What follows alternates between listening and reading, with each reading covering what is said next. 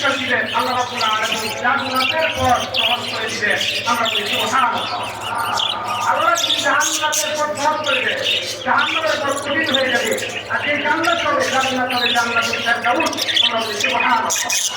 আল্লাহ রাব্বুল আলামিন, আমরা এই মসজিদের শুরু থেকে আসছি, মসজিদে আমরা দান করে, আল্লাহকে ভয় করে, সত্য বলে আল্লাহ রাব্বুল আলামিন আমাদের সকলের জন্য, এলাকাবাসীর জন্য, মসজিদের মুসল্লিদের জন্য, কমিটির জন্য, এলাকার ভাড়াটিয়াদের জন্য, বাড়িটিয়াদের জন্য, বাড়িওয়ালাদের জন্য, সকলের জন্য আল্লাহ রাব্বুল আলামিন হেদায়েতের পথ সহজ করে দেন। আমরা বলি আল্লাহুম্মা আমিন।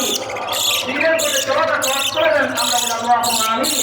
এবং জান্নাতের পথে আল্লাহ রাব্বুল আলামিন আসান করে দেন। আমরা বলি আল্লাহুম্মা আমিন। আবু বকর সিদ্দিক রাদিয়াল্লাহু তাআলা আনহু, তিনি কত বড় সত্যবাদী। রাসূল কারীম সাল্লাল্লাহু আলাইহি ওয়াসাল্লাম মেরাজ করে আসলেন।